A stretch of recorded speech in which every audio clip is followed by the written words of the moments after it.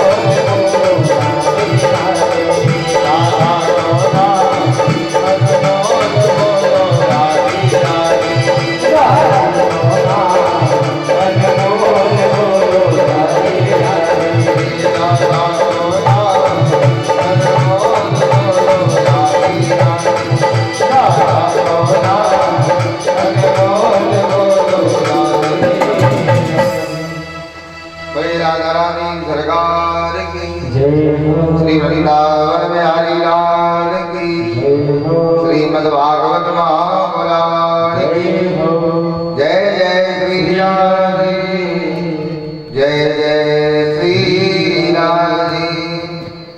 आइए मेरे भाई बहन, हम आज इस भक्ति में अनुष्ठान की कथा को प्रारंभ करते हैं। इससे पहले आप और हम सभी सर्वप्रथम अपने दोनों हाथ जोड़ करके श्रीमद् भागवत भगवान को प्रणाम करते हैं। श्री श्री 1008 परम संत अनंत बलवंत प्रभु श्री राम जी के कृपा पात्र श्री हनुमान जी महाराज को हम प्रणाम करते हैं। प्रभु श्री रामलला सरकार को प्रणाम, भगवान भवानी शंकर को प्रणाम, महामाई जगदम्बा को प्रणाम, पूज्य गुरुदेव भगवान को प्रणाम, इस बस्ती के, इस गांव के, इस नगर के सभी देवी और देवताओं को प्रणाम, पूज्य माता जी को प्रणाम, पूज्य पिताजी को प्रणाम, आदरणीय ब्राह्मण आचार्यों को प्रणाम और सामने के धनी भाई संगीत आचार्यों को प्रणाम। मेरे सामने विराजमान मेरे पिता तुल्य और मेरे भाई समान सभी बुजुर्गों को और सभी भाइयों को प्रणाम। सामने बैठी हुई भारत की मातृशक्ति माँ सरस्वती रूप, माँ लक्ष्मी रूप, माँ दुर्गा रूप मेरी माताओं को और मेरी बहनों को प्रणाम करते हुए, छोटे छोटे बालकों को आशीष देते हुए एवं भगवान श्री रास रासेश्वर किशोरी राधा रानी और भगवान श्री बालकृष्ण के चरणों में कनक दंडवत करते हुए आइए हम आज के इस भक्ति में अनुष्ठान की कथा को प्रारंभ करते हैं। लेकिन इससे पहले मैं आपसे पूछना चाहूंगा कि कल आरती के समय हमने अपनी कथा को विश्राम कहाँ दिया था?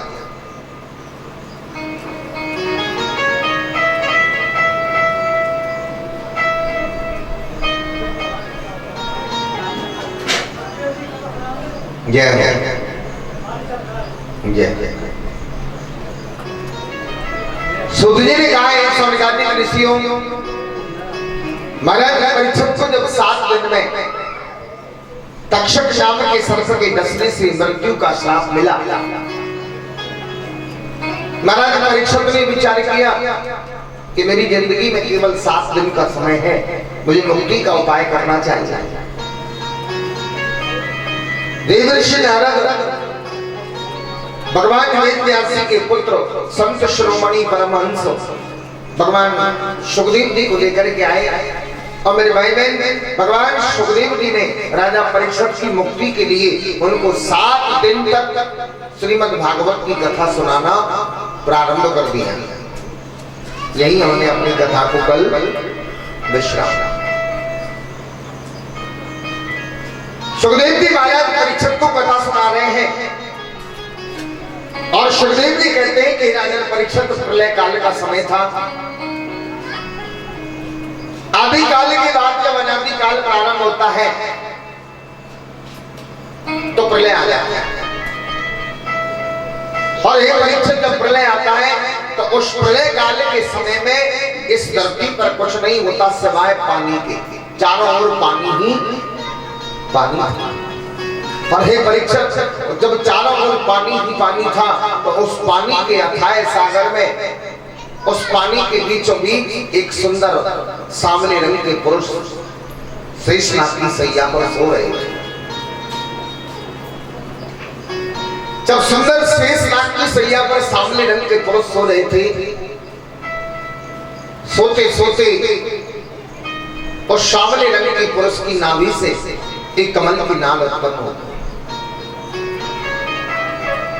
भगवान नारायण की नाभि से जब कमल की नाल उत्पन्न हुई, हे परीक्षित धीरे धीरे धीरे पल भर में उस कमल की नाल ने अपना इतना बड़ा विस्तार बनाया, इतना बड़ा विस्तार बनाया कि वो कमल की नाल हजारों योजन बड़ी बड़ी और उस कमल की नाल से एक सुंदर कमल का फूल उत्पन्न हुआ। राजन परीक्षक जब कमल का फूल उत्पन्न हुआ, उस कमल के फूल में एक सुंदर आदि पुरुष की उत्पत्ति हो गई।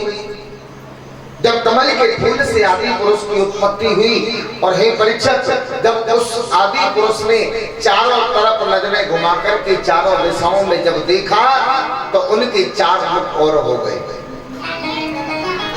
और वो आदि पुरुष 5 मुख के कहलाए। और जब वो आदि पुरुष 5 मुख के कहलाए, उन्हीं का नाम आदि पुरुष ब्रह्मा जी हो गए। आदि पुरुष ब्रह्मा जी जब उनका नाम हुआ, ब्रह्मा जी के कितने मुख है? 5। पहला पुरुष कमल के फूल से उत्पन्न होते समय साथ में था, लेकिन कमल के फूल पर उत्पन्न होने के बाद जब ब्रह्मा जी ने चारों दिशाओं में देखा, चारों दिशाओं में जब नजरें घुमाकर के देखा तो 4 मुंह और हो गए। इस प्रकार भगवान ब्रह्मा जी के यहाँ 5 मुख हुए। सुखदेव जी ने कहा, राजन जब ब्रह्मा जी के 5 मुख हुए, ब्रह्मा जी ने विचार किया कि आखिर मुझे उत्पन्न करने वाला कौन है। मुझे पता तो लगाना चाहिए कि आखिर मुझे किसने उत्पन्न किया। मेरे भाई ने इस बात का पता लगाने के लिए ब्रह्मा जी उस कमल के फूल से नीचे उतरे और कमल की नाल पर चल दिए। चलते चलते चलते काफी समय हो गया, लेकिन मेरे भाई बहन उस कमल की नाल का ओर नहीं है। जब कमल की नाल का ओर नहीं आया, ब्रह्मा जी ने विचार किया और ब्रह्मा जी विचार करके वापस उस कमल के फूल पर आकर के विराजमान हो गए। जब वापस ब्रह्मा जी उस कमल के फूल पर आकर के विराजमान हुए, आकाशवाणी हुई और आकाशवाणी में मेरे भाई बहन कुछ नहीं, केवल 2 शब्द निकले, तप तप तप। जब ब्रह्मा जी ने आकाशवाणी के माध्यम से 2 शब्द सुने, तप तप, जब 2 बार तप तप की आवाज सुनाई दी तो भगवान ब्रह्मा जी ने उसी समय उस कमल के फूल पर बैठकर के तपस्या करना प्रारंभ कर दिया। जब भगवान ब्रह्मा जी ने उस कमल के फूल पर बैठकर तपस्या करना प्रारंभ किया, हे परीक्षक, तपस्या करते करते ब्रह्मा जी को अधिक समय हो गया। तब आकाशवाणी हुई कि हे ब्रह्मा, मैं तेरे तप से प्रसन्न हूं और तुझे उत्पन्न करने वाला मैं स्वयं नारायण हूं। हे ब्रह्मा, तुझे उत्पन्न करने वाला मैं स्वयं नारायण हूं और मैंने अपनी नाभि से कमल की नाल को उत्पन्न किया और कमल की नाल से कमल के फूल को उत्पन्न किया और कमल के फूल से मैंने तुमको उत्पन्न किया। हे ब्रह्मा, तुम्हें उत्पन्न करने के पीछे एक कारण है कि अभी प्रलय काल का समय है, आदि काल का समय है और इस आदि काल में जब चारों ओर पानी ही पानी है, पृथ्वी नहीं है, संसार नहीं है, तो हे ब्रह्मा, मैंने तुमको संसार की रचना करने के लिए उत्पन्न किया। ब्रह्मा तुम जाओ और ब्रह्मा तुम जाकर के संसार की सृष्टि की रचना करो। मेरे भाई बहन, जब ब्रह्मा जी ने सुना, ब्रह्मा जी ने सृष्टि की रचना करने की बात, संसार को रचाने की बात जब आकाशवाणी से सुनी तो मेरे भाई बहन, भगवान ब्रह्मा जी ने आकाशवाणी का आदेश मान करके और सृष्टि की रचना करने के लिए सबसे पहले 4 पुत्रों को उत्पन्न किया। कितने? 4 पुत्रों को उत्पन्न किया। सनक, सनंदन, सनातन और सनत्कुमार। भगवान ब्रह्मा जी ने 4 पुत्रों को उत्पन्न किया और 4 पुत्रों को जब उत्पन्न किया तो चारों पुत्रों ने ब्रह्मा जी से कहा, हे जगत पिता, आपने हमें किस कारण से उत्पन्न किया? आपने हमें क्यों उत्पन्न किया है? इसके पीछे कारण क्या है? तब ब्रह्मा जी ने कहा कि हे सनक ऋषियों, हे सनक, हे सनंदन, सनातन, हे सनत कुमार, जिस कारण से नारायण प्रभु ने मुझे उत्पन्न किया है संसार की रचना करने के लिए, सृष्टि की रचना करने के लिए भगवान नारायण ने मुझे उत्पन्न किया है। हे बालकों, उसी संसार की रचना करने के लिए मैंने तुमको उत्पन्न किया है। जाओ, मेरी आज्ञा है, मेरा आदेश है कि तुम जाकर के संसार की रचना सृष्टि रचाओ।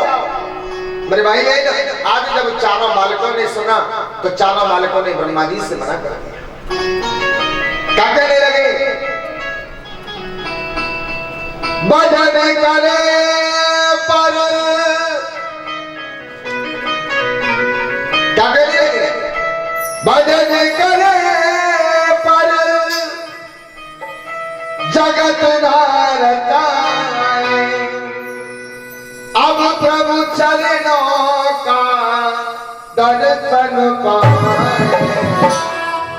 पिताश्री, हम संसार नहीं रचाना चाहते, हम सृष्टि नहीं रचाना चाहते, हम तो भगवान का भजन करते। क्या कहने लगे?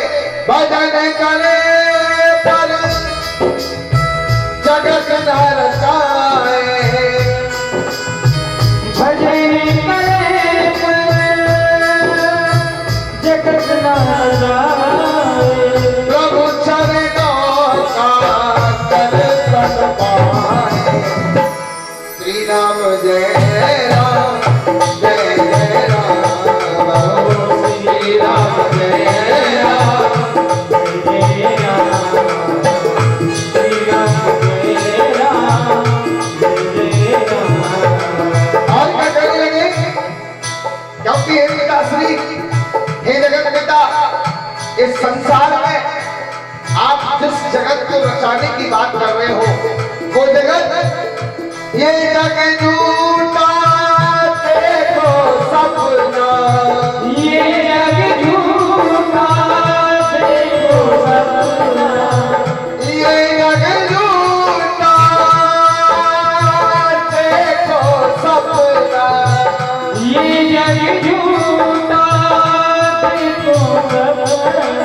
और हाँ, कोई नहीं है यहाँ पर अपना। है कोई? नहीं है ना? कोई नहीं है यहाँ पर अपना। और यदि है तो कौन है? श्री राम जय राम, जय जय राम, श्री राम जय राम, जय जय राम, श्री राम जय राम, जय राम, श्री राम जय राम, जय जय राम। चारों बालकों ने कह दिया, बोले हे पिताश्री, हे जगत पिता, भजन करे पर जगत रचाए। ब्रह्मा जी ने जैसे ही अपने चारों पुत्रों से कहा कि तुम संसार की रचना करो, चारों पुत्रों ने मना कर दिया। और मना करके कह दिया, बोले हे जगत पिता, हम संसार नहीं रचाना चाहते। क्यों? क्योंकि ये जो जगत रूपी संसार है वो एक मिथ्या, एक झूठे सपने के समान।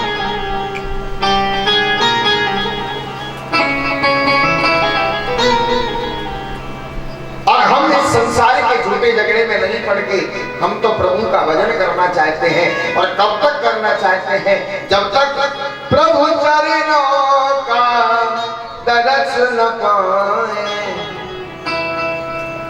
श्री राम जय राम, जय जय राम। जब तक प्रभु के चरणों का दर्शन नहीं कर लेते तब तक हम संसार नहीं रचते। हम तो परमात्मा का भजन करना चाहते हैं। मेरे भाई बहन, जब चारों बालकों ने मना कर दिया तो ब्रह्मा जी को क्रोध आ गया। और स्वाभाविक बात है,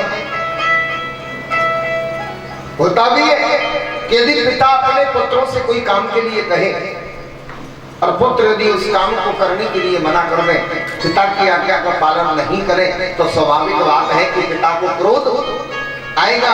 जब ब्रह्मा जी से मना किया चारों बालकों ने, तो ब्रह्मा जी को क्रोध आया।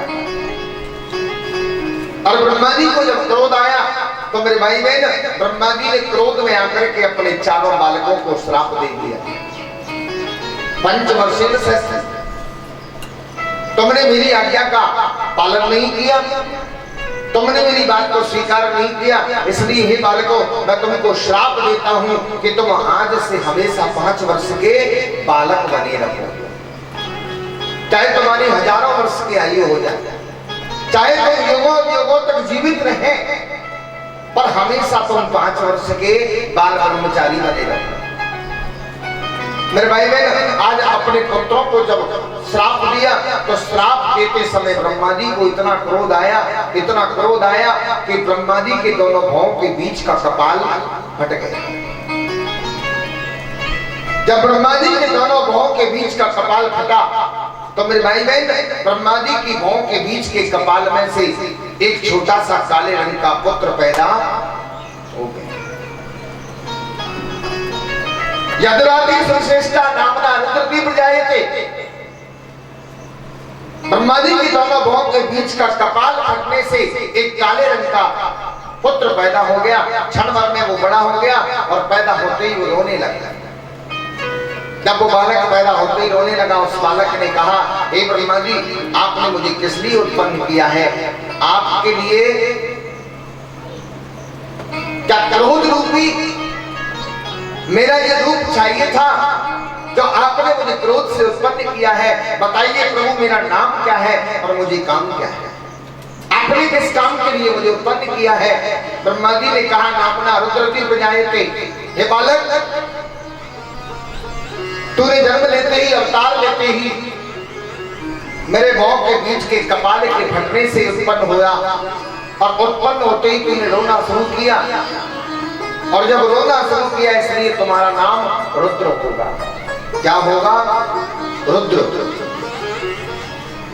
तुम समस्त देवताओं में महान होंगे, इसलिए लोग तुमको देवादिदेव महादेव कहते हैं।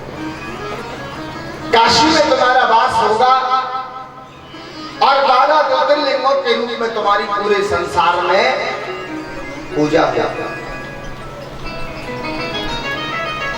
तुम समस्त देवताओं के महान होंगे और जितने भी सृष्टि के कठिन से कठिन कार्य होंगे उन कार्यों को करने की तुम्हारे अंदर शक्ति होगी। इसीलिए रामायण में तुलसीदास जी ने लिख दिया, भावई मैं सकहीं त्रिपुरारी। याद रखना, जीवन की और संसार की कितनी से कितनी बड़ी व्याधि आ जाए, उस व्याधि को भले ही कोई टाले या न टाले, पर भगवान भोलेनाथ में इतनी शक्ति है कि भावई में सकहीं त्रिपुरारी। केवल भोलेनाथ बाबा ही ऐसे हैं जो संसार की भावई को मिटा सकते।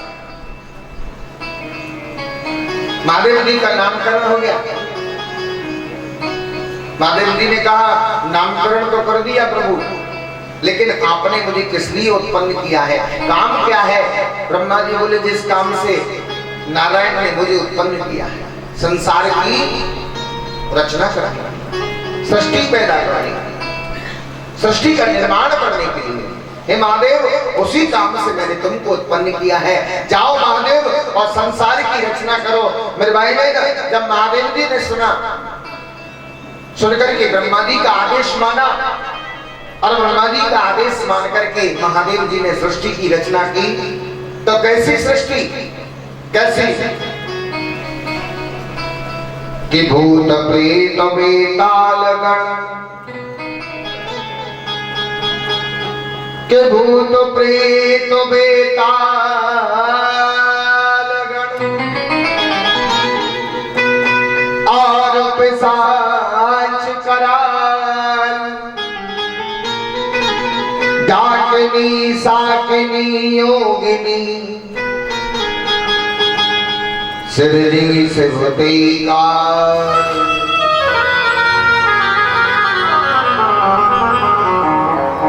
कौन पैदा किया? रामायण में लिखा हुआ कि भूत प्रेत बेताल गण और पिशाच कराल, डाकिनी साकिनी योगिनी, सिरजी सिवती काल। भगवान ब्रह्मा जी ने महादेव को नर और नारी की रचना करने का, नर और नारी के संसार बनाने का आदेश दिया, लेकिन महादेव जी ने नर और नारी का संसार तो नहीं बनाया। और कौन पैदा कर दिए? भूत प्रेत। मेरे भाई बहन, जब महादेव जी ने भूत प्रेत पैदा किए, जब भूत प्रेत उत्पन्न हुए, भगवान ब्रह्मा जी ने देखा, भगवान ब्रह्मा जी ने देख करके महादेव जी से कहा, बोले महादेव जी क्या कर रहे हो? महादेव जी ने कहा, प्रभु जो आपने कहा वही कर रहे। ब्रह्मा जी बोले मैंने तो संसार की रचना करने के लिए कहा। महादेव जी बोले वही तो बना रहा हूं। ब्रह्मा जी ने कहा, भैया मुझे भूत और प्रेत का संसार नहीं चाहिए, मुझे भूत और प्रेत की सृष्टि नहीं चाहिए, मुझे तो नर और नारी की सृष्टि चाहिए, मुझे तो नर और नारी का संसार चाहिए। महादेव जी बोले, जगत पिता आपका वास्ता संसार के नर और नारी से है, लेकिन मेरा वास्ता संसार के नर और नारी से नहीं। मेरा वास्ता तो इन भूत प्रेतों से है। यदि मेरा वास्ता इन भूत प्रेतों से नहीं होगा तो संसार में जो नर और नारी आप बनाएंगे, वो नर और नारी ना तो मेरी पूजा करेंगे, ना आपकी पूजा करेंगे, ना नारायण की पूजा करेंगे। इसलिए प्रभु तुम्हारी पूजा के लिए, मेरी पूजा के लिए और नारायण की पूजा के लिए इन भूत प्रेतों का होना आवश्यक है, क्योंकि जब तक भूत प्रेत नहीं होंगे तब तक संसार के नर और नारी तुम्हारी और हमारी ताकत को नहीं पहचान। अरे प्रभु, इन भूत प्रेतों से तो एक फायदा है कि जो आपको नहीं मानेगा, जो मुझे नहीं मानेगा और जो नारायण को नहीं मानेगा, बस उसके घर में एक छोड़ने की जरूरत है, अपने आप घोटू चल के आएगा और वो तुम्हें भी पूजेगा और मुझे भी। महादेव जी ने जब ऐसा कहा, ब्रह्मा जी बोले बस भैया महादेव, जितने भूत प्रेत पैदा कर दिए ना, बस उतने ही बहुत है, इससे ज्यादा पैदा मत करो, नहीं तो इस संसार का मामला खराब है। महादेव जी ने ब्रह्मा जी की बात को स्वीकार किया और मेरे भाई बहन, ब्रह्मा जी की बात को स्वीकार करने के बाद ब्रह्मा जी ने मन में सोचा कि मैंने सृष्टि की रचना करने के लिए प्रथम 4 बालकों को उत्पन्न किया, उन्होंने भी सृष्टि नहीं रचाई। इसके उपरांत मैंने रुद्र को उत्पन्न किया और रुद्र ने भी नर और नारी की सृष्टि रचाने से मना कर दिया। अब तो नर और नारी की सृष्टि रचाने के लिए मुझे ही कुछ करना पड़ेगा। क्यों? क्योंकि रामायण में भी लिखा है, पराधीन सपने सुख नाही। यदि आप पराये व्यक्ति से, दूसरे व्यक्ति के अधीन होकर के यदि आप किसी काम की आशा करोगे, दूसरे व्यक्ति के अधीन होकर के यदि सुख की कामना करोगे, तो याद रखना मेरे भाई बहन, दूसरे काम व्यक्ति के अधीन होकर के कभी सुख की प्राप्ति नहीं। पराधीन सपने सुख नाही। ब्रह्मा जी ने ऐसा विचार किया कि अब तो मुझे ही कुछ करना पड़ेगा। तत्पश्चात मेरे भाई बहन, भगवान ब्रह्मा जी ने अपनी पीठ से अधर्म को पैदा किया। भगवान ब्रह्मा जी ने सोचा कि संसार तो बना दूंगा, सृष्टि का निर्माण तो कर दूंगा, लेकिन मैं जो सृष्टि रचूंगा उस सृष्टि का नाश भी आवश्यक है। यदि सृष्टि का नाश नहीं होगा तो इस संसार पर पृथ्वी का संतुलन बिगड़ जाएगा और पृथ्वी के संतुलन को बनाए रखने के लिए जन्म भी आवश्यक है और मृत्यु भी आवश्यक है। यदि जन्म हुआ और मृत्यु नहीं हुई तो क्या पृथ्वी का संतुलन बनेगा? नहीं बनेगा। मेरे भाई बहन, ऐसा विचार करके भगवान ब्रह्मा जी ने संसार का निर्माण करने से पहले संसार के नाश की क्रियाओं को उत्पन्न किया, पीठ से ही अधर्म को पैदा किया। भगवान ब्रह्मा जी ने अपने नीचे के होंठ से लोभ को पैदा किया, भौं से क्रोध को पैदा किया, अपनी गुदा से पाप के रहने का स्थान निजित को पैदा किया और मेरे भाई बहन, भगवान ब्रह्मा जी ने अपने प्राणों से धर्म को पैदा किया। इन सबको उत्पन्न करने के बाद हे परीक्षित, भगवान ब्रह्मा जी ने अपने शरीर के 10 अंगों से 10 ऋषि पैदा किए। याद रखना,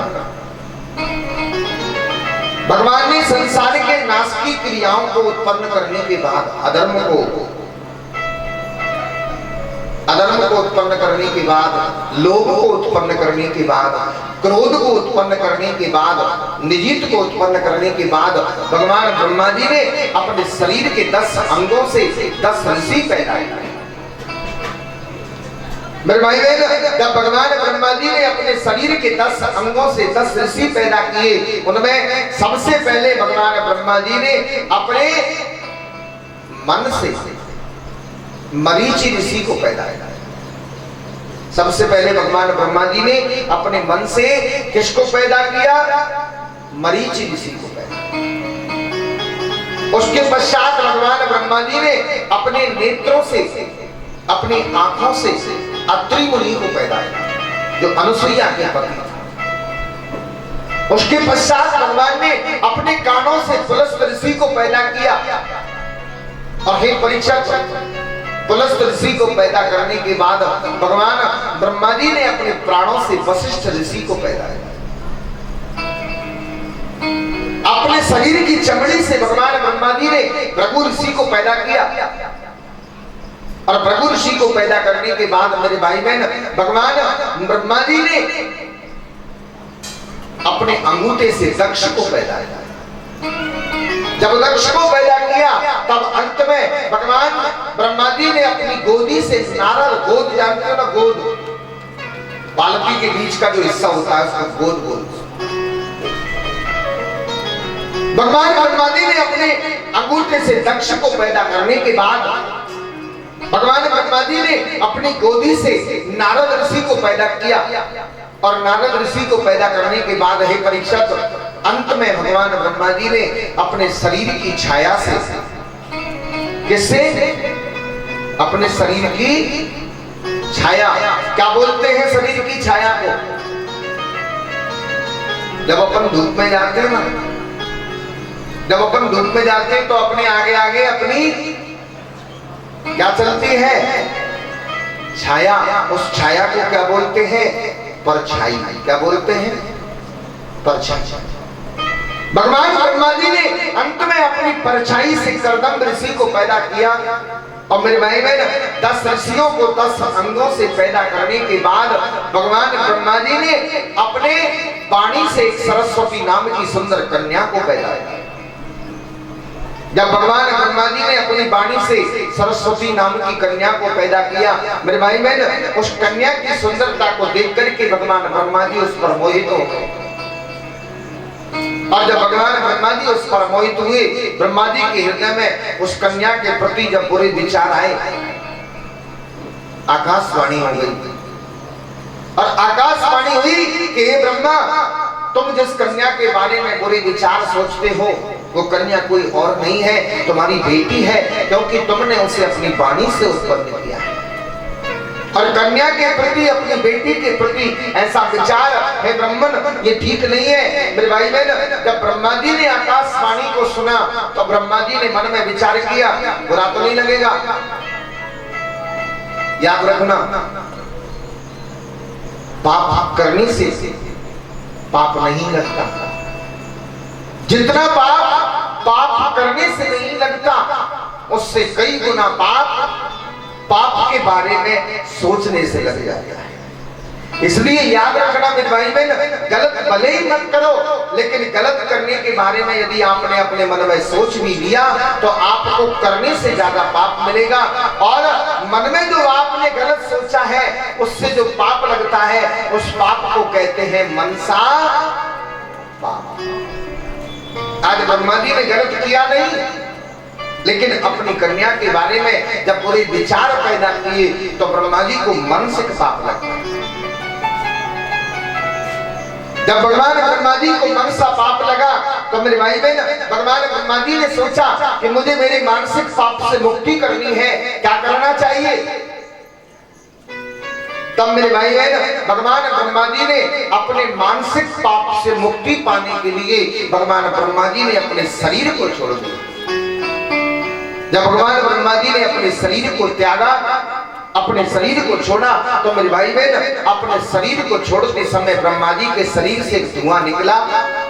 और वही धुआं संसार में कोहरे के नाम से प्रसिद्ध हो। जब वही धुआं संसार में कौड़े के नाम से प्रसिद्ध हुआ, हे परीक्षक, इसके पश्चात भगवान ब्रह्मा जी ने अपना दूसरा शरीर धारण किया और दूसरा शरीर धारण करने के बाद भगवान ब्रह्मा जी ने अंत में अब सृष्टि का निर्माण करने लगे।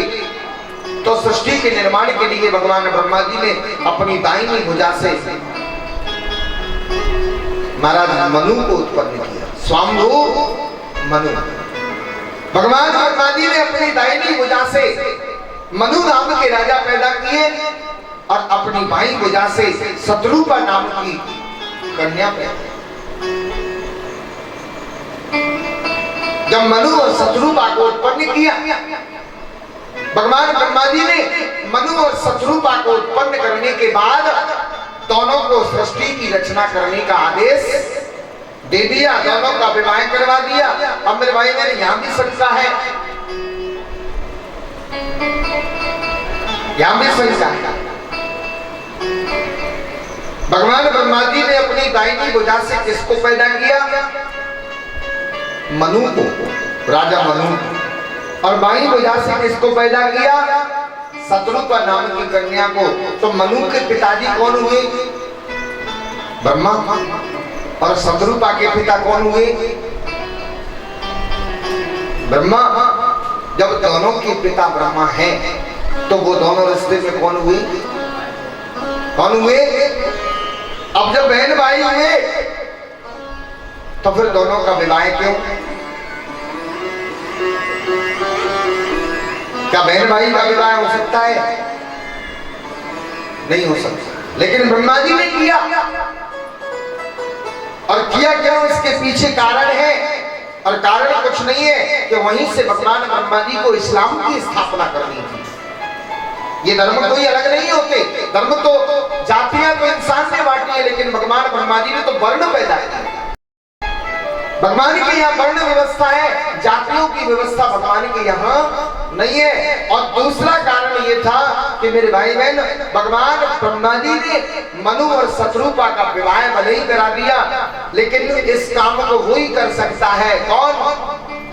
समरथ को नहीं,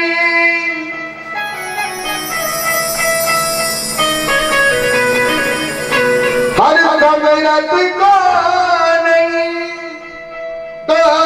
गोसाई, हर रवि पावक सुर सद की नाई। श्री राम जय राम, जय जय राम।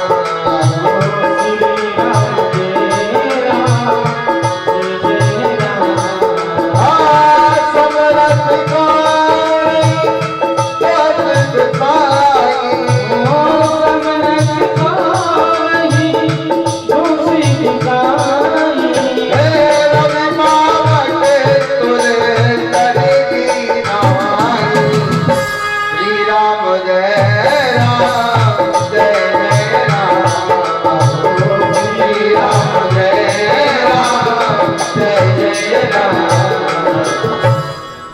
जी ने इस कार्य को इसलिए किया क्योंकि मेरे भाई बहन, ब्रह्मा जी उस काम को करने में समर्थ थे। और जो व्यक्ति समर्थ होता है, उस व्यक्ति को कोई दोष नहीं होता। कि मैं नहीं कह रहा हूं, बाबा तुलसीदास जी ने रामायण में लिखा है, समर्थ को नहीं दोष गोसाई। जैसे रवि पावक सुरसरी की नाई। रवि यानी कौन है? सूर्य। और पावक कौन है? अग्नि। और सूर्य और अग्नि की तपन को केवल सुरसरी यानी गंगा, ये दोनों ही, या सूर्य के तापमान को, सूर्य की तपन को और अग्नि की तपन से यदि बचा जा सकता है, तो कौन है बचाने वाली? सुरसरी यानी गंगा। पानी से ही बचा जा सकता है। उसी प्रकार से मेरे भाई बहन, जो व्यक्ति समर्थ है, समर्थ व्यक्ति जिस काम को कर देता है, उस समर्थ व्यक्ति को चाहे वो भले ही गलत हो, उस गलत करने का भी दोष नहीं है। प्रेम से बोलो राधे। आज ब्रह्मा जी ने दोनों का विवाह करवा दिया, और दोनों का विवाह करवाने के बाद भगवान ब्रह्मा जी ने मनु और शत्रुपा से कहा, हे मनु, हे शत्रुपा, अब तुम संसार की रचना करो।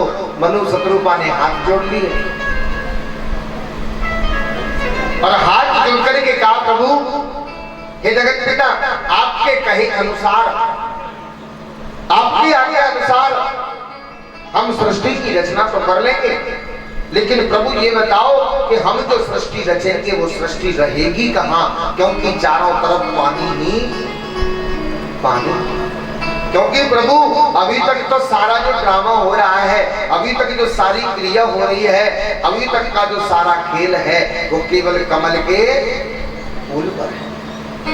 और आप कह रहे हो कि संसार की रचना करो, तो प्रभु हम संसार की रचना तो कर देंगे, लेकिन हम जो संसार रचेंगे वो संसार रहेगा कहाँ, क्योंकि संसार को रहने के लिए पृथ्वी चाहिए, बिना धरती के संसार रह नहीं सकता। सुखदेव जी बोले, हे राजन परीक्षित, जब भगवान ब्रह्मा जी ने मनु और शत्रुपा के मुख से सुना तो सुनते ही मन में विचार किया कि बात तो सही है। ब्रह्मा जी ने मन में सोचा कि बात तो सही है, क्योंकि संसार की रचना के लिए वास्तव में पृथ्वी का होना आवश्यक है। ब्रह्मा जी चिंतित हो गए। जब ब्रह्मा जी चिंतित हुए तो मेरे भाई बहन, भगवान ब्रह्मा जी ने उसी समय नारायण का ध्यान किया। जब भगवान ब्रह्मा जी ने उसी समय नारायण का ध्यान किया, भगवान विष्णु का ध्यान किया, तो मेरे भाई बहन उसी समय भगवान ब्रह्मा जी को छींक आता। और जैसे ही भगवान ब्रह्मा जी को छींक आई तो मेरे भाई बहन ब्रह्मा जी की नाक से एक छोटा सा सूकर उत्पन्न हो गया, और वो सूकर कोई और नहीं था, स्वयं भगवान नारायण। मेरे भाई बहन ब्रह्मा जी की नाक से बड़ा है अवतार लेकर के, छोटे से सूकर बन करके शूकर अवतार लेकर के, और ब्रह्मा जी की नाक से प्रकट हो गए। बोलिए बड़ा है भगवान की जय हो।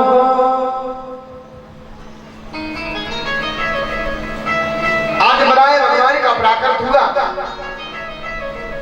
बराए भगवान जब उत्पन्न हुए मेरे भाई बहन, क्षण भर में बराए भगवान ने अपना शरीर बढ़ा लिया, और शरीर बढ़ा करके बराए भगवान शूकर जो अवतार लेकर के आए थे वो शूकर बन करके और उस कमल के फूल से उस जल के अंदर कूद पड़े।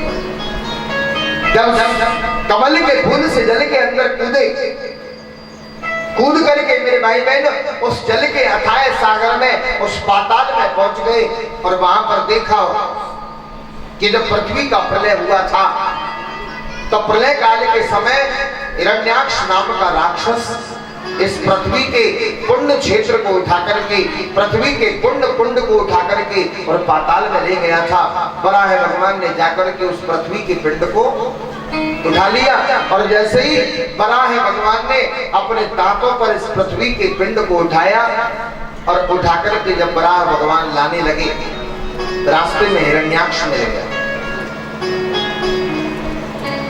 जब बराह भगवान को रास्ते में हिरण्याक्ष मिला, हिरण्याक्ष ने बराह भगवान से कहा, ए मूर्ख, तू कौन है? तू जानता नहीं कि इस पृथ्वी को लाने के लिए मैंने कितनी मेहनत की? मैंने देवताओं से युद्ध किया है, मैंने देवताओं को युद्ध में हराया है, और देवताओं को युद्ध में हरा करके बड़ी मुश्किल से मैं इस पृथ्वी के पिंड को लेकर आया हूँ, और तू इस पृथ्वी को उठा करके कहाँ ले जा रहा है? मुझसे युद्ध कर और मुझे युद्ध में हरा, और मुझे युद्ध में हराने के बाद तू इस पृथ्वी को यहाँ से ले जा सकता है, अन्यथा इस पृथ्वी को यहाँ से नहीं ले जा।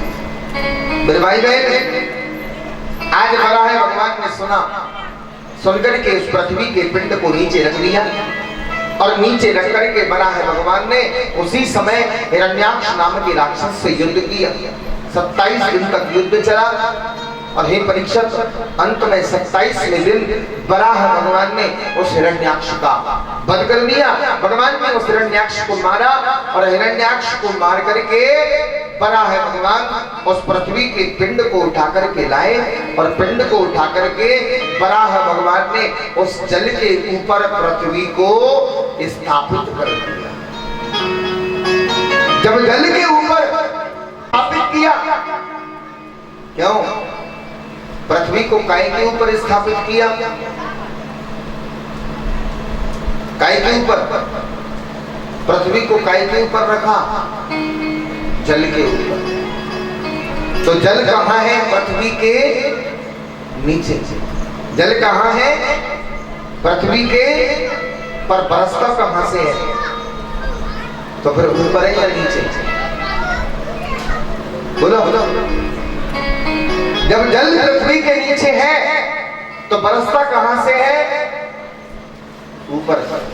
तो बताओ पानी नीचे है या ऊपर? ऊपर। जब पानी ऊपर है तो बेटा कुआं नीचे क्यों खोदते हो? ऊपर खोदा। बोर नीचे क्यों लगाते हो? कहां लगाना चाहिए? मैंने नहीं कहा, तुमने कहा कि पानी ऊपर से बरसता है तो पानी ऊपर है। जब पानी ऊपर है तो फिर कुआं नीचे क्यों? ऊपर खोदो। बोर नीचे क्यों? ऊपर लगा। याद रखना, पानी नीचे है। जब भगवान ने बनाया, भगवान ने पृथ्वी के पिंड को जल के ऊपर स्थापित किया, तब भगवान सूर्य नारायण को ये आदेश दिया कि हे सूर्य, भले ही मैं पृथ्वी के पिंड को जल के ऊपर स्थापित कर रहा हूं, लेकिन पृथ्वी के संतुलन को बनाए रखने के लिए हे सूर्य नारायण, तुम अपनी तपन से पृथ्वी के गर्भाशय में जो जल है उसे अपनी तपन से गर्म करोगे। और जब वो पृथ्वी के गर्भाशय का जल गर्म होगा, जलाशयों का जल गर्म होगा, तो वो जल गर्म होकर के पवन देव की सहायता से बाष्प बनकर के ऊपर जाएगा और वरुण भगवान अपनी हवाओं से पवन देव का टकराव करेंगे और वो भाप जब ठंडी होगी तो वही बाष्प, वही भाप जल की बूंदों के रूप में धरती पर गिरेगी और लोग कहेंगे कि बरसात हो रही है। प्रेम से बोलो।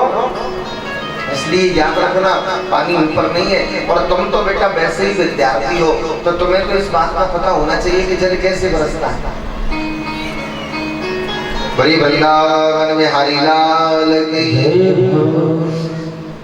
सुखदेव जी ने कहा, राजा परीक्षित, भगवान ने पृथ्वी के पिंड को उस जल के ऊपर स्थापित कर दिया और उसी समय भगवान ब्रह्मा जी ने मनु और शत्रुपा को आज्ञा दे दी कि हे मनु, हे शत्रुपा, अब तुम जाओ और जाकर के संसार की रचना। मेरे भाई बहन, जब मनु और शत्रुपा ने सुना तो सुनकर के जब संसार की रचना करना प्रारंभ किया तो मेरे भाई बहन, सबसे पहले महाराज मनु ने 3 कन्याएं पैदा की। कितनी कन्याएं? 3। आकृति, बड़ी कन्या का नाम आकृति, मझली बेटी का नाम देवहूति और सबसे छोटी बेटी का नाम प्रसूति।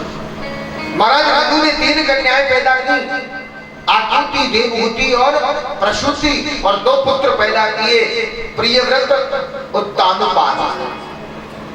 बड़े पुत्र का नाम उत्तानुपाद और छोटे पुत्र का नाम प्रियव्रत। इस प्रकार महाराज मनु के यहाँ कितनी संतान हुई? 5। 3 कन्याएं और 2 पुत्र हुए। मेरे भाई बहन, सुखदेव जी ने राजा परीक्षित को सबसे पहले महाराज मनु की कन्याओं का विस्तार पूर्वक वर्णन सुनाया और सुखदेव जी कहने लगे, हे राजा परीक्षित, जब महाराज मनु की 3 बेटियां हुई तो सबसे बड़ी बेटी का नाम आकृति हुआ और जब वो आकृति बड़ी हुई तो भगवान ब्रह्मा जी ने देखा कि मेरी नातनी बड़ी है। महाराज मनु को बुलाया और महाराज मनु से कहा कि हे मनु, तुम अपनी बेटी आकृति का विवाह रुचि प्रजापति से करें। मेरे भाई बहन, आज महाराज मनु ने अपनी बड़ी बेटी आकृति का विवाह रुचि प्रजापति से कर दिया। धीरे धीरे धीरे समय और निकला। जब धीरे धीरे समय और निकला तो मेरे भाई बहन, समय निकलने के बाद महाराज मनु ने देखा कि मेरी जो मझली बेटी देवहूति है वो विवाह के योग्य हो गई। महाराज मनु की कितनी बेटियां थी? किसी का भी मन कथा में, एक का भी मन कथा में नहीं है। किसी का मन तो कायम है कि पानी का गिलास कब आएगा, किसी का मन कायम है कि कौन क्या लेके आ रहा है, कौन कौन आ गया, कौन कौन नहीं आया। देखो, मैंने आपको कल भी कहा था, ये दुनिया आनी जानी है, और इन आने जाने दुनिया में यदि आप आने जाने वालों का ध्यान रखोगे ना, तो ये 4-5 घंटे की जो कथा है ना, उसमें तुम्हारे पल्ले कुछ भी नहीं पड़ेगा। और मैं पहले ही कह चुका हूं, दुनिया में आना और जाना तो लगा रहता है। ये दुनिया पागल खाना है, यहाँ पागल आती जाती है, अपना अपना करने वाले एक दिन पागल बन कर जाते हैं। लोग जमाना कैसा हो, पागल बन गए। ये दुनिया पागल खाना है, यहाँ पागल आती जाती है। जो आ रहे हैं ना और जो जा रहे हैं वो सब कौन है? कौन है? हम भी आए थे कितने दिन पहले, 3 दिन पहले। तो हम भी कौन है? बोलो कौन है? पागल। ये हकीकत है, ये गलत नहीं है। मैं नहीं कह रहा हूं।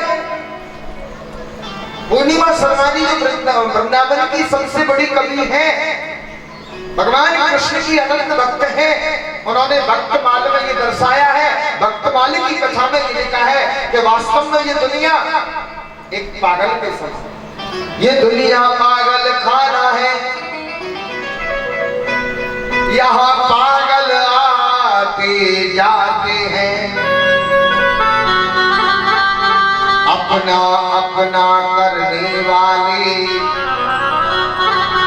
एक दिन पागल बन कर जाते हैं। सब पागल हैं, और पागल कैसे हैं? दिमाग के पागल नहीं है। दुनिया वाले दिमाग के पागल नहीं है। पागल किसके हैं? कि कोई पागल धन और दौलत का, देख लो कट्टी उठ गई डीजल की। प्रेम से बोलो, जोर से बोलो, कहने की जरूरत नहीं है, समझदार को इशारा। कोई पागल धन और दौलत का, तो कोई पागल बेटा नारी का। कोई तो धन दौलत में पागल हो गया कि बस पैसा आना चाहिए, कैसे आएगा, कहां से आएगा, बस वो इसी में पागल होते घूम रहा है। कोई पागल धन और दौलत का, और कोई पागल बेटा नारी का। अब बेटा नारी का पागल कैसे? कथा में बैठे हैं, कथा सुनने आए हैं और देख रहे हैं बड़ा नाती काम है, बड़ा वो देखा नहीं रहता ना। कोई पागल धन और दौलत का, कोई पागल बेटा नारी का। और मेरे भाई बहन, जब आप और हम पागल हैं तो दुनिया के पागल क्यों? यदि पागल ही बनना है तो कौन? असली पागल तो वो है, असली पागल तो वो है जो पागल बाकी बिहारी का। यदि पागल ही बनना है तो दुनिया के लिए पागल क्यों? पागल बनो तो बाकी बिहारी के लिए पागल। और देखो, जो बाकी बिहारी के लिए पागल बने हैं, आज वृंदावन में उनकी पूजा हो रही है। पागल बाबा देखा है वृंदावन में, पागल बाबा मंदिर। वृंदावन में यदि सबसे ऊंचा कोई मंदिर है तो वो कौन सा मंदिर है? पागल बाबा। क्यों?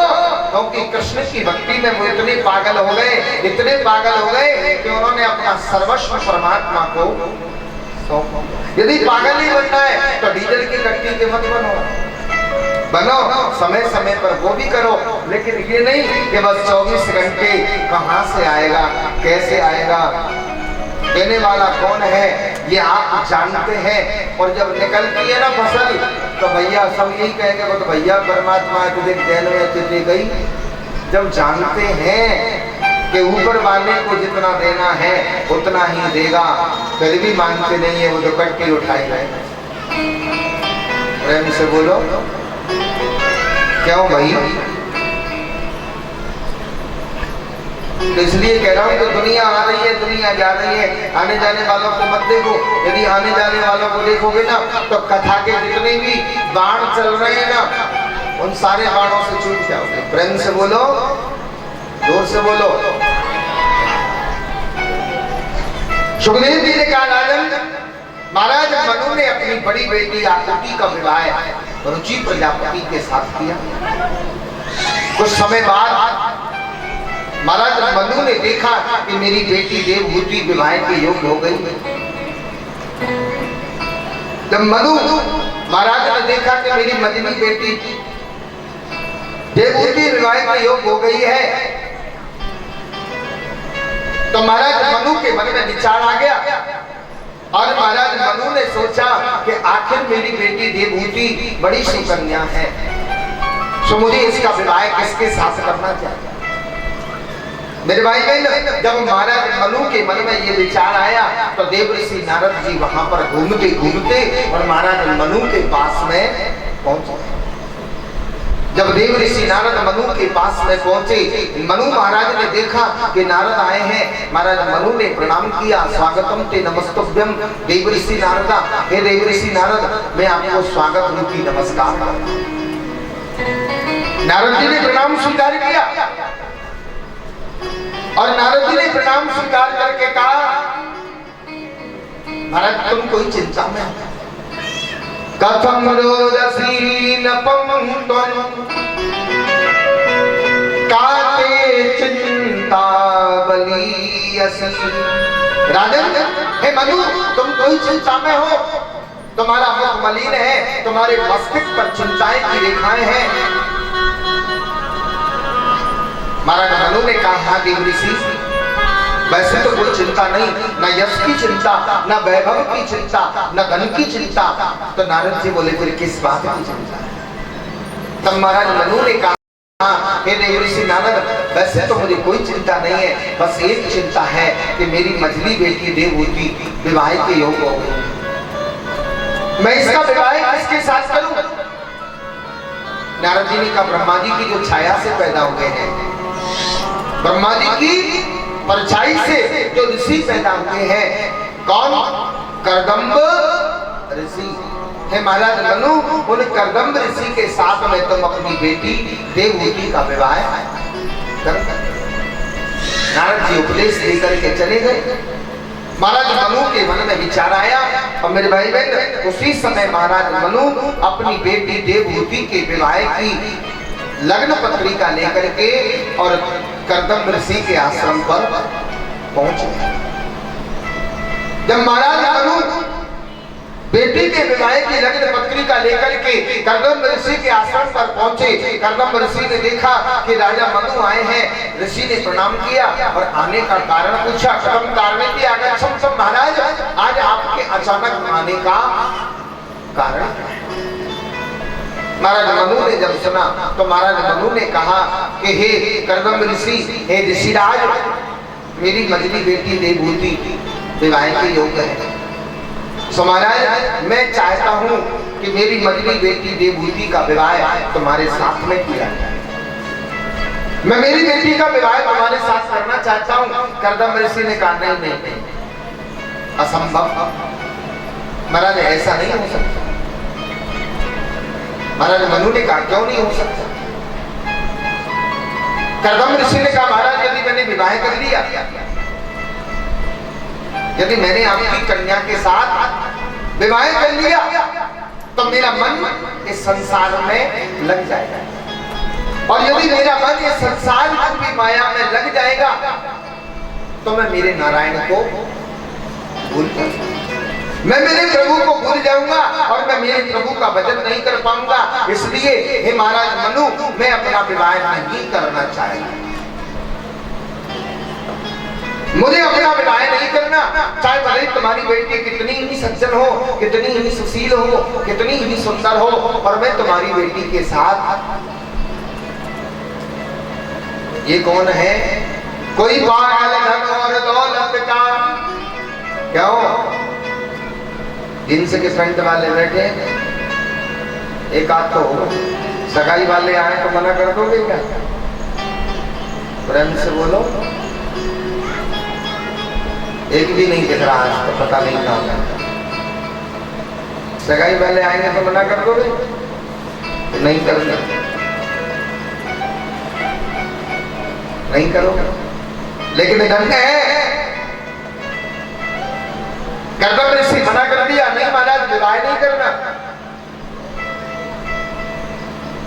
और गृहस्थी के लिए, संसार के लिए वही मना करेगा जो प्रभु के प्रेम में पागल होगा। कोई पागल धन और दौलत का, कोई पागल बेटा नारी का। असली पागल तो वो है जो पागल मां की बिहारी का। कर्दम ऋषि ने लिखा तो कर्दम ऋषि ने मना कर दिया, नहीं महाराज मैं दुनिया के लिए पागल नहीं बन सकता, मुझे पागल ही बनना है तो मैं मेरे नारायण के लिए पागल बनूंगा। क्योंकि महाराज यदि मैंने अपना विवाह कर लिया तो मैं नारायण को भूल जाऊंगा, और मैं नारायण को नहीं भूलना चाहता। मैं तो नारायण में लीन होना चाहता, ब्रह्मलीन होना चाहता। कर्दम ऋषि ने अपने विवाह के लिए मना कर दिया, और जैसे ही मना किया, भोले बाबा ने मना किया था ना पार्वती जी से विवाह करने के लिए। प्रथम पहले भोले बाबा ने पार्वती जी से विवाह करने के लिए जब मना किया तो नारद जी बोले, सुन भले ही भोले बाबा ने मना कर दिया, लेकिन यदि तूने मन में संकल्प कर लिया तो तू जरूर भोले बाबा को पति के रूप में प्राप्त कर सकती है। तो पार्वती जी ने क्या किया? क्या किया? जन्म को दिया से रगड़ हमारी। पार्वती जी ने अपने मन में ये संकल्प कर लिया कि एक जन्म नहीं 1 करोड़ जन्म नहीं लेने पड़े, और 1 करोड़ जन्म लेने के बाद भी यदि विवाह करूंगी तो किससे करूंगी? भोले बाबा से। पार्वती जी ने क्या कहा? जन्म कोटि से रगड़ हमारी, जन्म कोटि से रगड़ हमारी, परम साधु नहीं रहूं तुम्हारी। क्या कह दिया पार्वती जी ने? हर परम शंभु नहीं रहूं तुम्हारी। विवाह करूंगी तो भोले बाबा से करूंगी, नहीं तो चाहे जीवन भर तुम्हारी रहूंगी। हर परम शंभु नहीं रहूं तुम्हारी।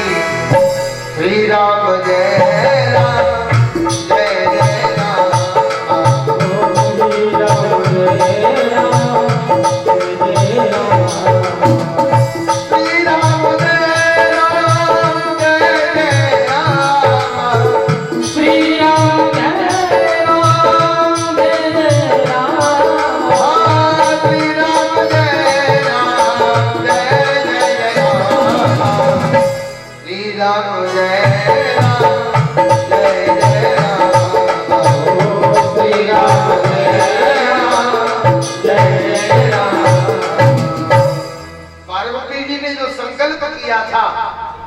चाहे 1 जन्म नहीं 1 करोड़ जन्म लेने पड़े, और 1 करोड़ जन्म लेने तक 1 करोड़ बार तपस्या भी करनी पड़े। जन्म कोटि अस रगड़ हमारी, जन्म कोटि अस रगड़ हमारी, और बरहूं शंभु न तो रहूं तुम्हारी। जैसे माता पार्वती ने संकल्प किया था, उसी प्रकार से आज जैसे ही कर्दम ऋषि ने महाराज मनु से मना किया कि महाराज तुम्हारी कन्या कन्या देवभूति चाहे कितनी ही सुंदर हो, चाहे कितनी ही सुशील हो, चाहे कितनी ही गुणवान हो, पर मैं तुम्हारी बेटी के साथ विवाह नहीं करूंगा, क्योंकि मैंने यदि तुम्हारी बेटी के साथ विवाह कर लिया तो मैं गृहस्थी में लग जाऊंगा, संसार में लग जाऊंगा, और यदि मैं संसार में लग जाऊंगा तो मैं मेरे नारायण को भूल जाऊंगा। इसलिए मैं विवाह नहीं करना चाहता, मैं तो नारायण स्मरामि सदुखम, प्रभु परमात्मा के स्मरण करके सुख को प्राप्त करना। असली सुख क्या है? देखिए कह दिया, कर्दम ऋषि ने कह दिया नारायण स्मरामि सुखम, मैं दुनिया के झूठे झगड़े में पड़ के दुख प्राप्त नहीं करना चाहता, मैं तो नारायण का स्मरण करके सुख प्राप्त करना चाहता हूँ। और ये बात सही है कि संसार में सब दुखी है, और सुखी यदि कोई है तो कौन है? कि कोई तन दुखी, कोई मन दुखी। जितने भी लोग रह रहे हैं ना ये डुप्लीकेट दुनिया में, ये जो दुनिया है ना वो डुप्लीकेट दुनिया है, और इस डुप्लीकेट दुनिया में जितने भी लोग रह रहे हैं तो कोई तो शरीर से दुखी है, महाराज शुगर हो गई, क्या हो गई, क्या हो गई, क्या हो गई, शुगर। महाराज बीपी हो गया, बीपी नहीं बीपी हो गया, होगा भाई। महाराज क्या करें? फालिस मार और कुछ नहीं तो महाराज बड़ी समस्या है, बहुत गैस बनती है, मैं तो चाय पी नहीं पाता। कोई तन दुखी, कोई मन दुखी, और मन दुखी कौन है? यार पड़ोसी की इतनी फसल क्यों निकली, मेरे यहाँ क्यों नहीं निकली? प्रेम से बोलो। कोई इंसान खुद के दुख से दुखी नहीं है, बल्कि पड़ोसी के सुख से। कोई तन दुखी, कोई मन दुखी, कोई धन बिन रहे तो उदास, और थोड़ी थोड़ी सब दुखी, पर सुखी राम के दास। जो भगवान के दास हैं, जिनको भगवान से प्रेम है, बस दुनिया में वही सुखी है, इसके अलावा दुनिया में कोई सुखी नहीं है। कर्दम ऋषि ने कहा, हे महाराज मनु, यदि मैंने तुम्हारी बेटी देवभूति से विवाह कर लिया तो मैं गृहस्थ में आ जाऊंगा, मेरी गृहस्थी बच जाएगी, और गृहस्थी में आने के बाद गृह कारज नाना जंजाला। मैं नहीं कह रहा हूँ, रामायण कह रही है, मैं अपनी तरफ से कोई बात नहीं कह रहा। गृह कारज नाना जंजाला, जो व्यक्ति विवाह कर लेता है, जो व्यक्ति गृहस्थी में आ जाता है, उस व्यक्ति के जीवन में अनेक जंजाल पैदा हो जाते हैं, और जब अनेक जंजाल पैदा हो जाते हैं तो बस फिर इंसान को ईश्वर का नाम लेने के लिए समय नहीं रहता, वो अपनी गृहस्थी के संचालन में अपने पूरे समय को बर्बाद कर देता है। जब गृहस्थी के संचालन में समय बर्बाद कर देता है तो प्रभु का स्मरण नहीं कर पाता, और जब प्रभु का स्मरण नहीं कर पाता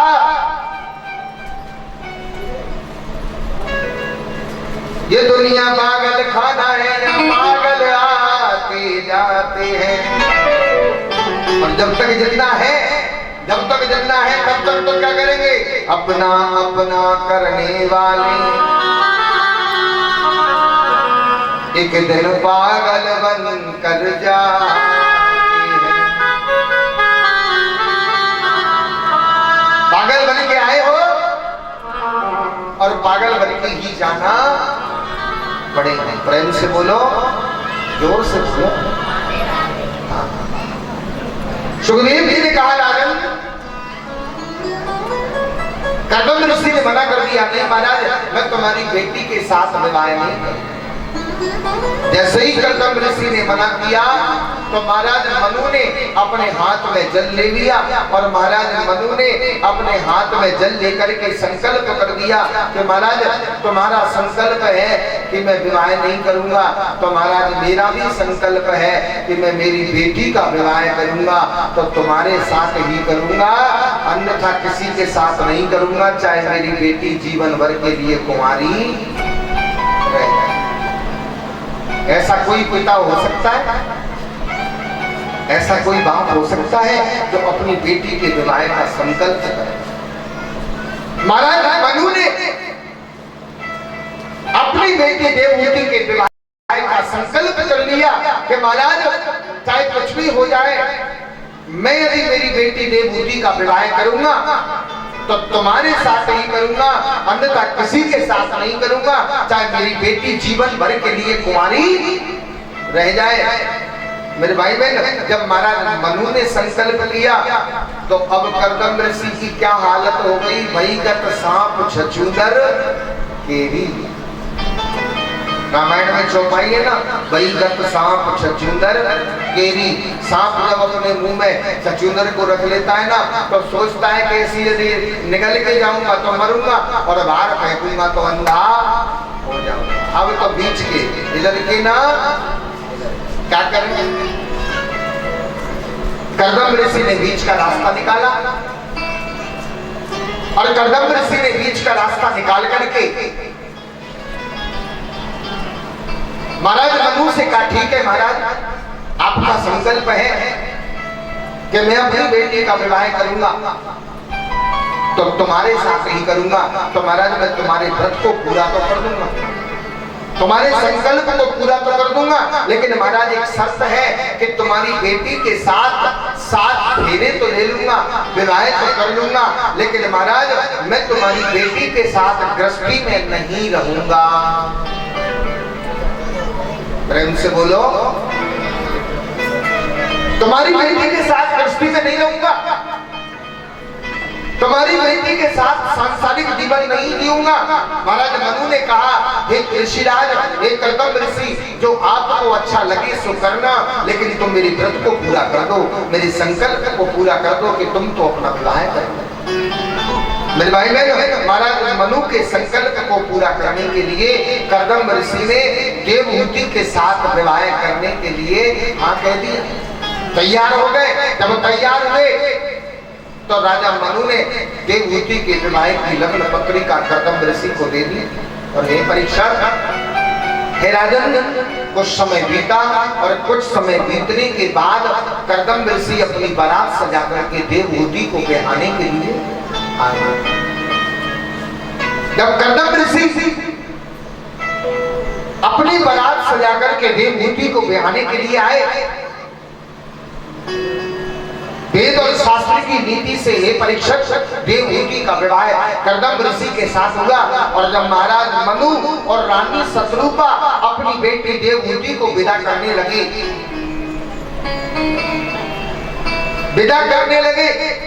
राजा रानी दोनों आ गए और दोनों ने अपनी बेटी देवहूति को बुला लिया और देवहूति से कहा, बोले बेटी, गौर से सुनना इस कथा को, बड़ी आनंदमयी कथा है और इस कथा से आपको कुछ ना कुछ ज्ञान मिलेगा।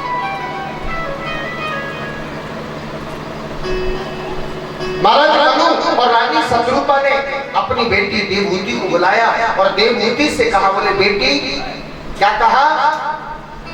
महाराज मनु ने अपनी बेटी से क्या कहा? बेटी,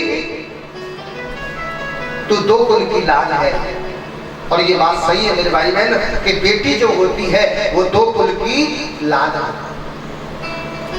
महाराज मनु ने कहा, बेटी, तू 2 कुल की लाज है। जब बेटी कुंवारी रहती है तो पिता के घर की लाज होती है,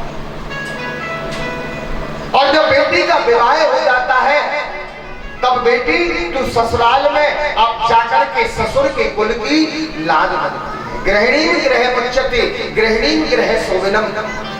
मैं नहीं कह रहा हूं, सोहे बेटी, जिस प्रकार से कुंवारी रह करके तूने मेरे कुल की लाज रखी, जिस प्रकार से तूने कुंवारी रह करके मेरे कुल की लाज रखी बेटी, उसी प्रकार से आज मैं तुझे विदा कर रहा हूँ। सो बेटी, तू विदा होने के बाद, ससुराल में जाने के बाद अपने ससुर के कुल की लाज रखना, और ससुर के कुल की लाज रखने के बाद बेटी तू अपने ससुराल में जाने के बाद क्या करना? क्या शिक्षा दे रहे हैं? अपनी बेटी को विदा कर रहे हैं महाराज मनु, और विदा करते हुए क्या कह रहे हैं? रानी भी समझा रही है और राजा मनु भी कह रहे हैं। क्या कह रहे हैं? क्या कहते हैं? साथ ससुर गुरु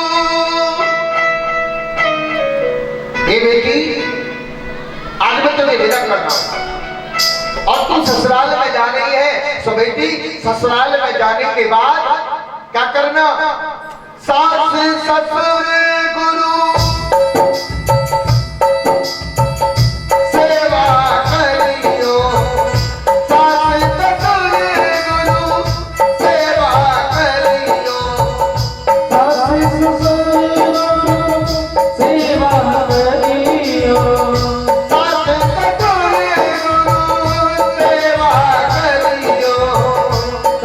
ससुर सेवा करियो। तिलक रूप यह अनुपरियो, श्री राम जय राम जय जय राम, श्री राम जय राम जय जय राम, श्री राम जय राम जय जय राम। क्या कहा महाराज मनु ने कि बेटी तू ससुराल में जाने के बाद अपने किसकी, सास की, किसकी, अरे मुंह से बोलो किसकी, सास की, और सास के बाद ससुर की, और बेटा उसके बाद अपने गुरु की सेवा करना, और गुरु की सेवा करने के बाद बेटा अंत में क्या कह दिया, पति लख रूप, पति लख रूप यह अनुसरियो। बेटा तुझे सास की सेवा तो करनी ही पड़ेगी, ससुर की सेवा तो करनी ही पड़ेगी, और गुरु की सेवा तो करनी ही पड़ेगी, लेकिन बेटा इनके साथ साथ तुझे पति लख रूप यह अनुसरियो। जैसे तेरे पति की आज्ञा हो, जैसे तेरे पति की इच्छा हो, तो बेटी तुम अपने पति की इच्छा के अनुसार जीवन का यापन करना, और सदैव अपने पति की आज्ञा का कौन कौन करती हो, कौन कौन करती हो, ईमानदारी से कर, प्रेम से बोलो, कौन कौन करती हो। अब समस्या होगा। देखिए आज महाराज मनु और सतरूपा रानी अपनी बेटी को विदा कर रहे हैं, और कितनी अच्छी सुंदर शिक्षा दे रहे हैं कि बेटी तू ससुराल में जाके अपने सास की, अपने ससुर की और अपने गुरु की सेवा करना, और अपने पति की इच्छा के अनुरूप अपने जीवन को जीना। लेकिन आजकल के माँ बाप जब अपनी बेटी को विदा करते हैं, गौर से सुनना, बात हकीकत है, सच्चाई है, लेकिन आज का माँ बाप जब अपनी बेटी को विदा करता है तो पता है आजकल की माताएं क्या कहती हैं, देख लियो बेटा सास को ढंग से रहा के तो रही हो, नहीं तो महीना खाण में नहीं आ रही। भैया श्री वृंदावन में हरि लाल की जय। ये विपरीत शिक्षा ठीक नहीं है, ये विपरीत शिक्षा बोले कहती है तो नहीं कहते, ईमानदारी से कह दो, ईमानदारी से कह दो। जितनी भी माताएं बैठी हैं जो अपनी बेटी को विदा करती हैं, तो बेटी को विदा करते समय ये ज्ञान देती है क्या, नहीं देती, और ये कहती है देख लियो बेटा सास ढंग से रहा के कर रही हो, नहीं तो तू तो महीना खाना में नहीं आ रही। याद रखना, तुम अपनी बेटी को उसकी सास से अलग कर रही हो तो तुम्हारे यहाँ भी कोई बहू बन के आएगी, वो भी किसी की बेटी होगी। जब तुम अपनी बेटी को अलग कर सकती हो तो दूसरी की बेटी भी तुमसे अलग होगी। तुम अपनी बेटी से दूसरे की माँ को रोटी दिलवाओगे नहीं, तो मैं दावे से कहता हूं कि तुम्हें भी तुम्हारी बहू रोटी। कर्म है, ये कर्म की प्रधानता है। मैं नहीं कह रहा हूं कर्म प्रधान, रामायण कह रही है कर्म प्रधान विश्व का राखा, कर्म प्रधान विश्व का राखा, जो जस करनी को तस फल चाखा।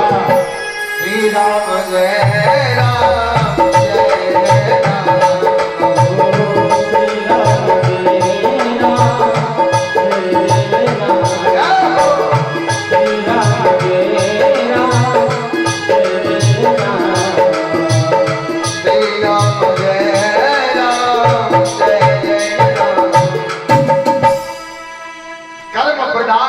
शुभ कर राखा, और जो जस करई सो तस फल, जैसा कर्म करोगे वैसा फल भोगना ही पड़ेगा।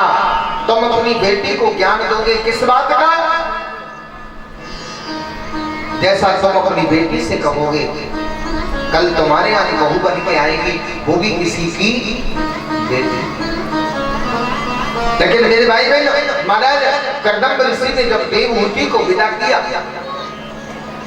विपरीत शिक्षा नहीं दी। कर्दम ऋषि ने कितनी सुंदर शिक्षा दी। जाओ बेटी, आज मैं तुमको विदा करता हूं। बेटी की आंख में आंसू आ गए और बेटी ने अपने पिता को प्रणाम किया, और पिता को प्रणाम करके देखिए मेरे भाई बहन, आज माता देवहूति कर्दम ऋषि के साथ विदा होकर के उनके आश्रम पर पहुंच गई।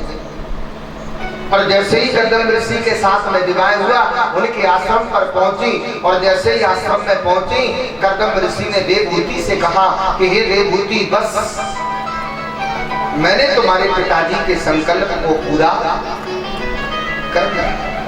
तुम्हारे पिताजी की इच्छा थी कि मैं तुम्हारे साथ विवाह करूं। देवहूति, मैंने तुम्हारे पिताजी के संकल्प को पूरा तो कर दिया, लेकिन देवहूति अब मेरा संकल्प बाकी है कि मैं तुम्हारे साथ गृहस्थी में नहीं रहूंगा।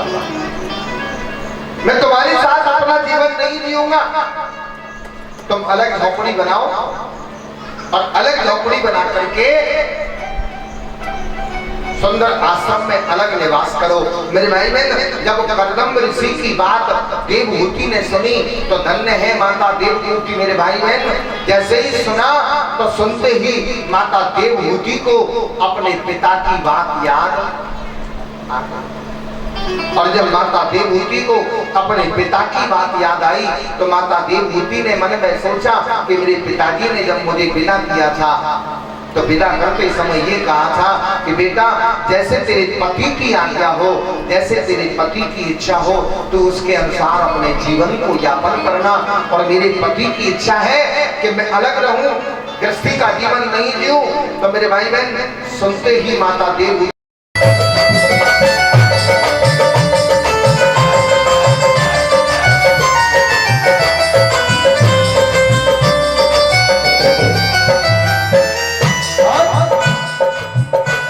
रजा में हूँ राजी, तेरी रजा में हूँ राजी, तेरी रजा में हूँ राजी, वो तेरी रजा में हूँ राजी। मैं वो गुलशन तू है काजी, मैं वो गुलशन तू है काजी।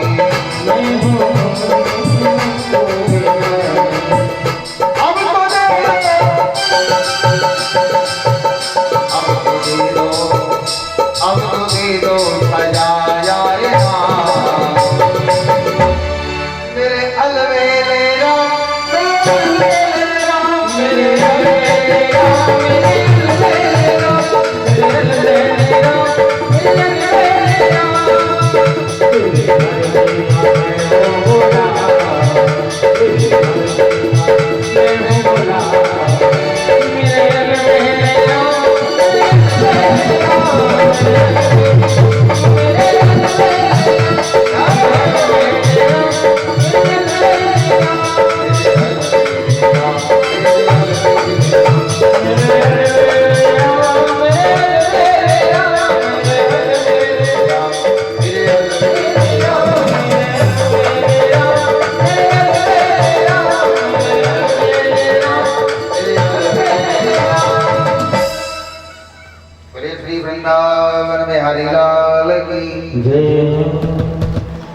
इंसान की मर्जी से कुछ नहीं होता, तेरी मर्जी का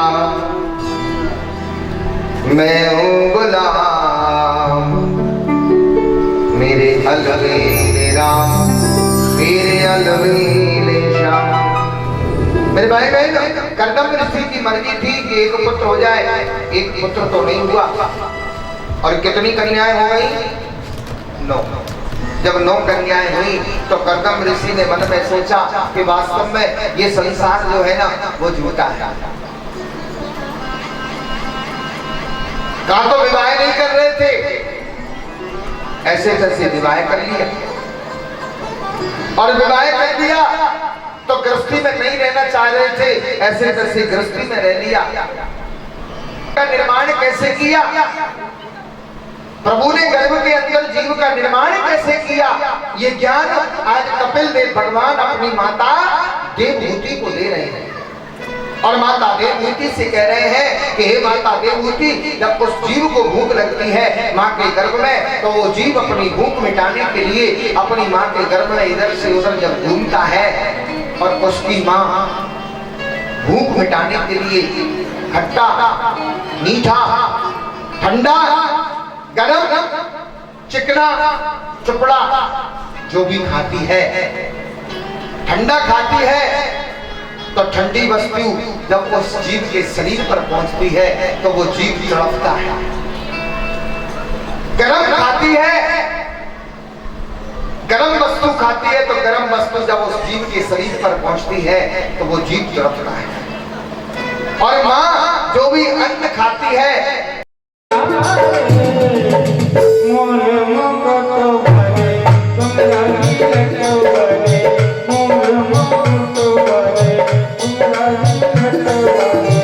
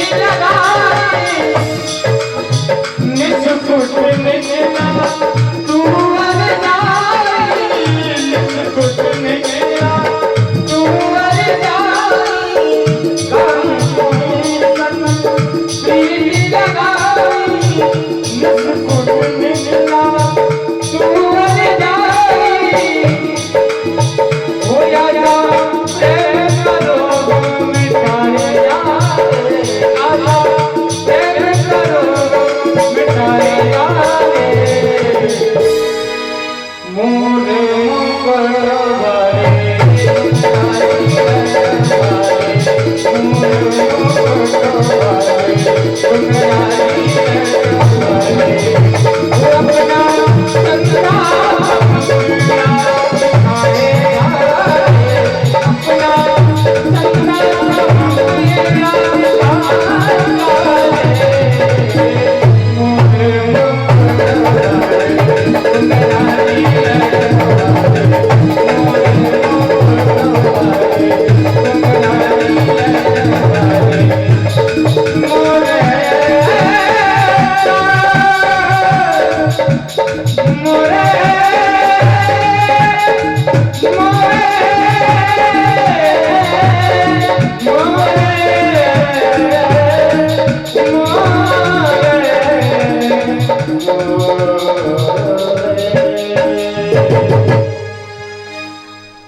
किसके कच्चे पापड़ की कर दई सफाई